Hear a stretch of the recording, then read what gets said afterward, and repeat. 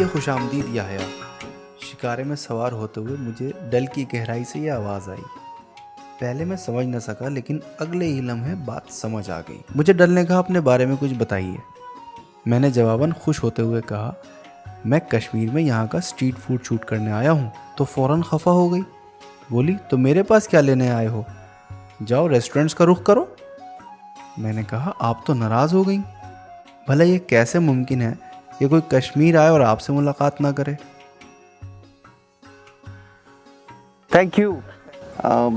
एक माहौल है, मैंने पिछले वीडियो में भी कहा था कि कश्मीर एक माहौल है, खुशबू है, जायका है, नेचर है, प्यार है, मेहमान नवाजी है। एक कश्मीर के अंदर ये सब कुछ मौजूद है। अस्सलाम वालेकुम। नहीं थैंक यू, नहीं थैंक यू। ये भी एक सेलर थे, ये केसर वगैरह। खैर, मैंने डल को फ़ौरन ही मना लिया। तो मेरी इस बात से खुश होकर डल ने कहा, तो लीजिए, अगर आपने मुझे इतना मान दिया है तो मैं भी आपके मकसद में कुछ ना कुछ मदद करती हूँ। डल का ये कहना ही था कि साइड से एक आवाज़ आई, तिक्का है आपके लिए। 100 रुपये का डिस्काउंट देने के बाद 200 रुपये की एक प्लेट। मैंने उनको जवाब देने से पहले डल का शुक्रिया अदा किया और तिक्के वाले शकूर भाई से कहा कि एक प्लेट तिक्का लगाइए। बिस्मिल्लाह, थैंक यू सो शकूर मच। भाई ने तिक्के सेकते हुए कहा, आप हमारी डल के मेहमान हैं। तो अगली आवाज़ डल से आई, बोली, ये सब मेरे अपने हैं। अल्लाह इन्हें मेरी गोद में ही रोज़गार देता है। ये मेहनत करते हैं और मैं इनके लिए दुआ करती हूँ।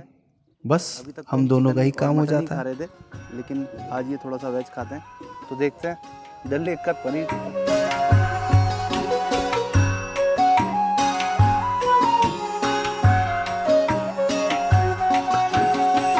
तो ये तिक्के मुझे तो बहुत अच्छे लगे।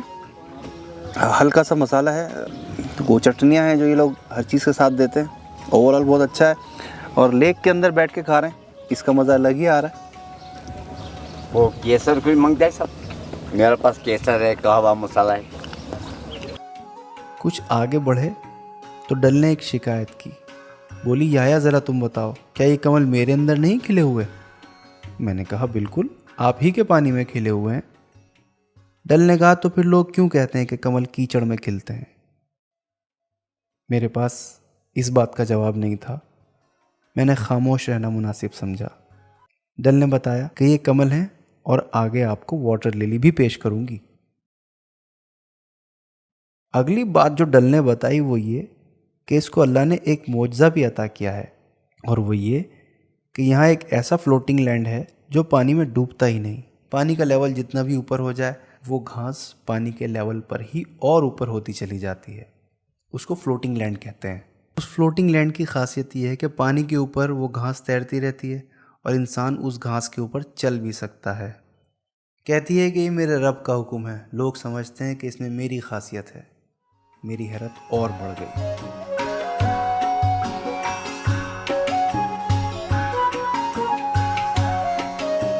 अच्छा, हमने ना आज नाश्ता नहीं किया था, तो फ़ायदा ये हुआ कि डल लेक में एक तो हमने खा लिए पनीर के तिक्के नाश्ते में, और अब चाय के लिए हमें नज़र आ गया ये फ्लोटिंग रेस्टोरेंट। छोटा सा रेस्टोरेंट है, इसके अंदर चाय, कॉफ़ी, कोल्ड ड्रिंक्स, चिप्स वगैरह सब कुछ मिल रहे हैं। राना, सोनू राना, क्या बात है राना साहब। चलिए, आप 3 चाय पिलवा दीजिए, एक भाई के लिए और 2 हमारे लिए, और एक चिप्स का पैकेट।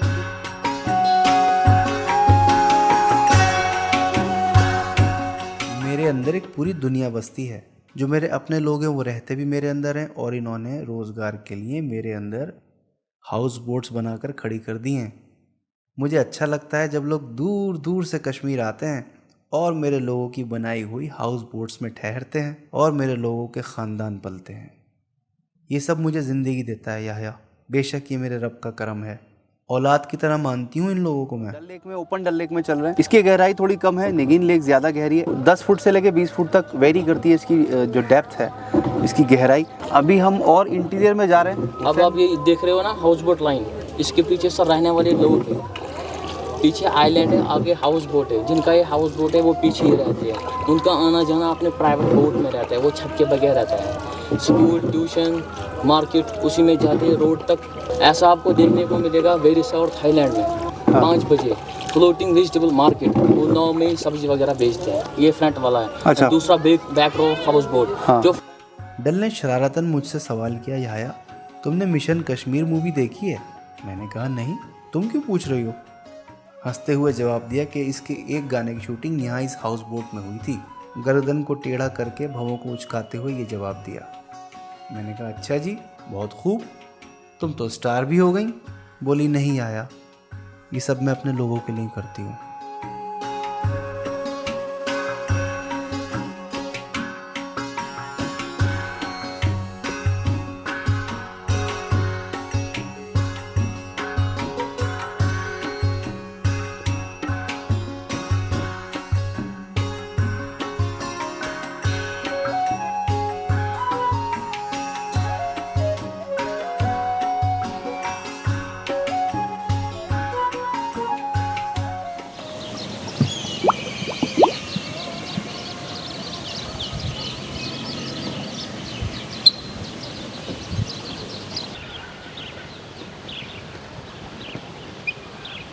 मैंने कई बच्चों को डल में नाव चलाते देखा। जहन में ख्याल आया कि इनके वालिदैन किस तरह इनको अकेला यूं नाव लेकर भेज देते हैं। अभी मुझे ये ख्याल ही आया था, जवाब डल से आया कि जनाब ये मेरे बच्चे हैं और ये नाव मेरे बच्चों की स्कूटी है और इनकी सलामती मेरी जिम्मेदारी, आपको फ़िक्र करने की ज़रूरत नहीं। मैं शर्मिंदा हुआ लेकिन मुझे फिर भी अच्छा लगा।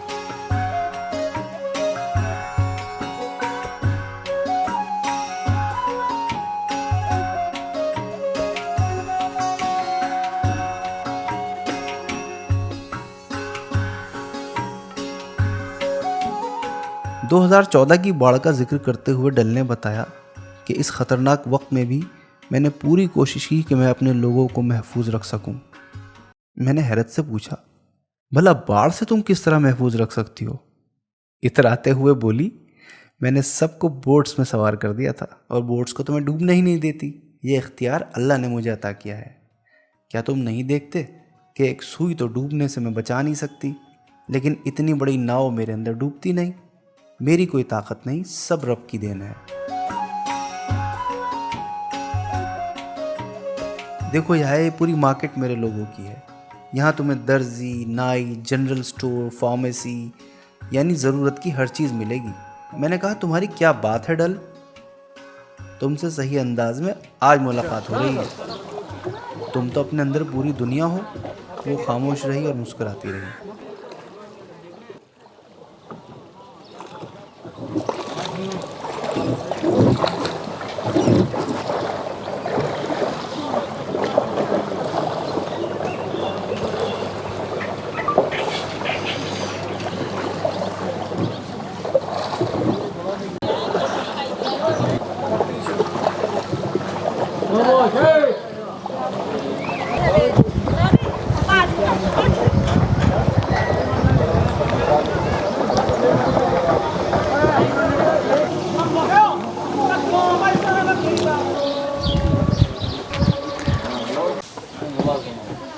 डल लेक का ये वो हिस्सा जो आज से पहले मैंने तो एटलीस्ट कभी पहले नहीं देखा था। ये पूरी बस्ती है। यहाँ पे ये हेयर कट का सलून है। भाई साहब आपका नाम? मोहम्मद नौसाद। कहाँ से रहने वाले हो? यूपी के हो तुम, है ना? यूपी में कहाँ है? बिजनौर। ये भाई बिजनौर के हैं और यहाँ पर ये सर्विसेज दे रहे हैं। आगे चलते हैं।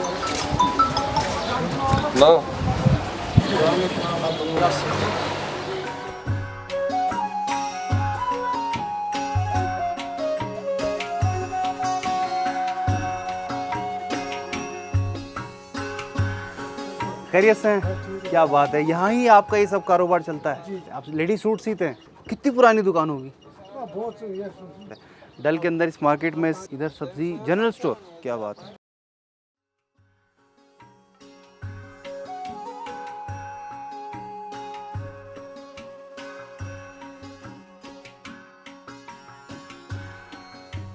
अब हमारी मुलाकात का वक्त ख़त्म होने वाला था। मैं वापसी के लिए शिकारे में सवार हुआ। डल ने मुझसे कहा, यह एक बात कहूँ, बुरा तो नहीं मानोगे? मैंने कहा नहीं नहीं कहो, भला तुम्हारे कहने का मैं बुरा कैसे मान सकता हूँ? बोली पहली बात तो ये कि नाव वाले का नाम हुसैन नहीं उज़ैन है। और फिर बोली, मेरी ये दरख्वास्त है कि तुम मेरे इस बच्चे को कुछ एक्स्ट्रा पैसे देना, क्योंकि तुम्हें 1 घंटे की राइड के बजाय इसने 2 घंटे की राइड कराई है। मैंने कहा आप फिक्र ना करें, मैंने सब नोट किया हुआ है। मैं आपके बच्चे की मेहनत का पूरा हक अदा करूँगा और जो फिक्स हुआ है उससे बढ़कर ही पे करूँगा। मेरे इस जवाब से वो इतना खुश हुई जैसे मानो इसको मैंने पता नहीं क्या ख़जाना दे दिया हो। खैर, मैंने डल से ना चाहते हुए भी विदा ली और दोबारा आने का वादा किया। बोली, अगली बार पूरी फैमिली लेकर आना। जाओ, रब रखा।